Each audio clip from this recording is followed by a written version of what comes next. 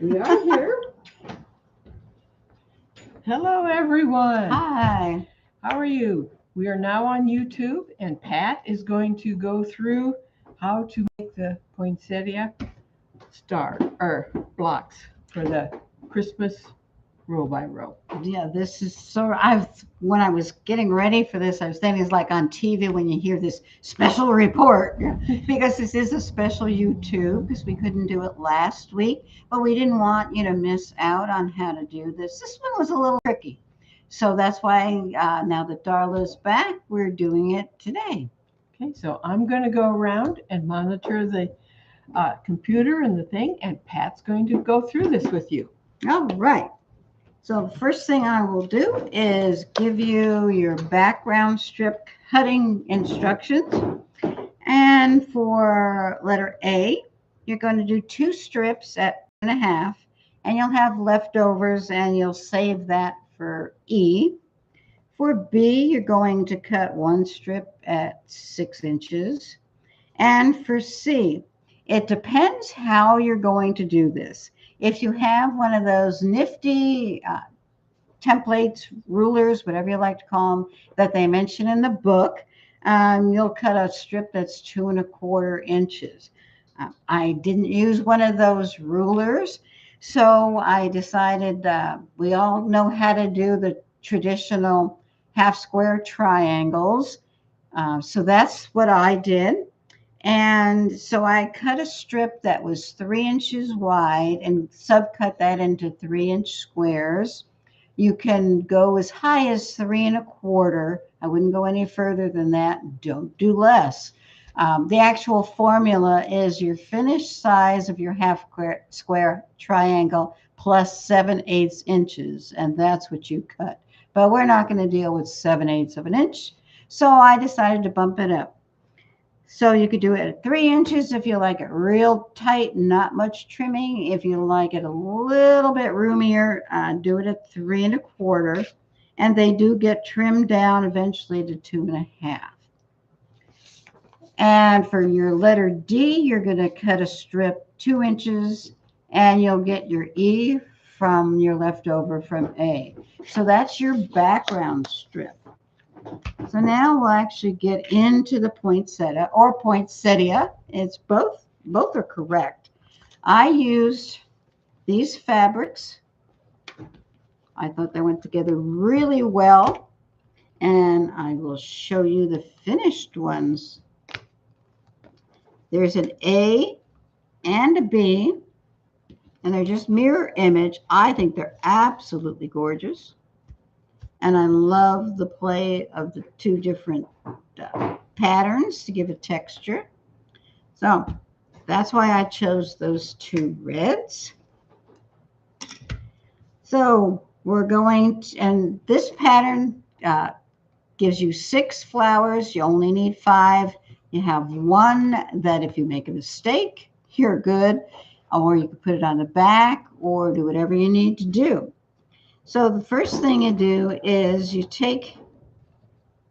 going to make your half square triangles out of your 2 fabrics. I chose the stripe, and the directions tell you what size they are and how to do them. We've all done that before. So now we have those, and we have this piece here that we're going to put it with that. Now, they might not be the same size. That doesn't matter. What we're going to do is flip this, and you want to make sure the point of your uncut fabric lines up on the diagonal all the way around. Straighten it up, and that's the way it's going to be sewn. All right? I want to show you on this side. So it's under there. Everything's nice and straight. And so we're going to do half square triangles this way. So if you're the person that draws the center line and then stitches 1/4 inch either side, do it that way. There's other ways of doing it as long as you do 1/4 of an inch away from your diagonal line, and then you'll have your half square triangles. They're cute, aren't they? Absolutely cute. Now, what do we do with those? Well, we are going to, let me see where I'm at here. Oh, we have to square them up. That's where we're at. So, this is what, see if I can find one. I don't have one without a line. That's the way it is. And to square it up, you just can't put your ruler anywhere because you want this centered and this to be centered. So I extended the line from this seam with my pencil, and I took my 4.5 inch ruler and I put the diagonal on here, and right here in the center is 2.25 inches. So you want to make sure when you have your ruler, you have 2.25 inches and 2.25 inches. Your diagonal on your ruler, on the diagonal on your square, trim 2 sides, then you can flip it. This is already trimmed, so do a regular 4.5 inch square, and there you go. Cute. Love that. So now we've got that done. Now we come to our leaves. Now, they have the diagram in the book. If you have one of those handy dandy rulers that she's talking about, I have no clue.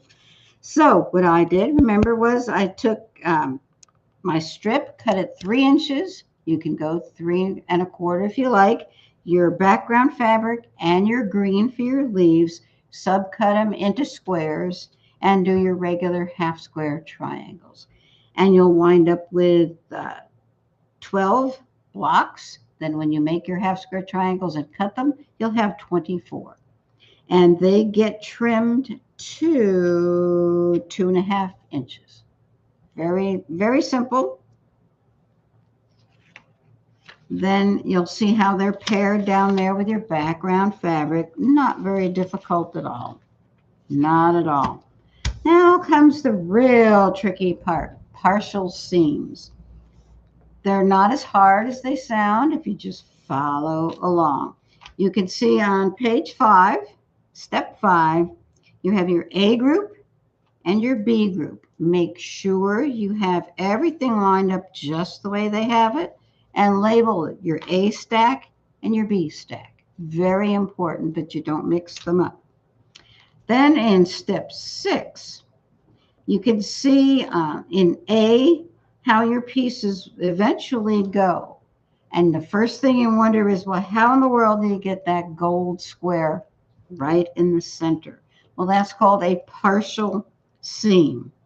You're going to have, for B, you have your gold and the piece right there.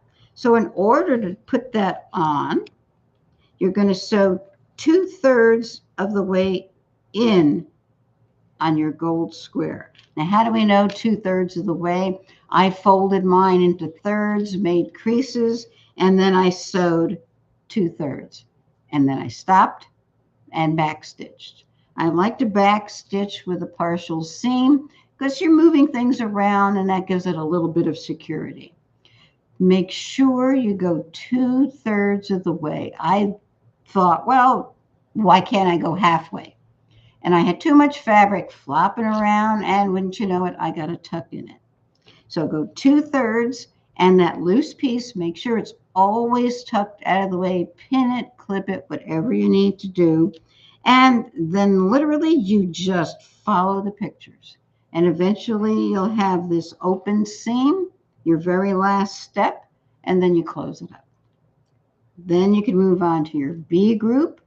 Same instructions, just make sure that you've got the right ones because it depends how your leaves are going. Then you'll have your A's and your B's. Then you're done. It's that simple. And just keep working at it. Go slow. Follow your pictures.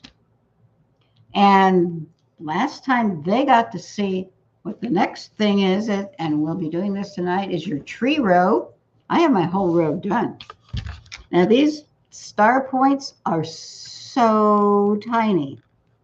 So when we talk about them tonight and you go to work on them, make sure you bring your A game with you. They are tricky because they're small. It is foundation paper pieced, and I'm big on that. And I thought, oh, I know what I'm doing. Well, I did make a mistake, but it was an easy one to correct. So I'll point that out tonight so that you don't make the same mistake I did. So that's all we have for this short one. Just hang in there, keep working. I love this pattern. The poinsettias, stick with them, follow your pictures, make sure you do that partial seam right, and join us again tonight. And that's all I've got to say. Bye.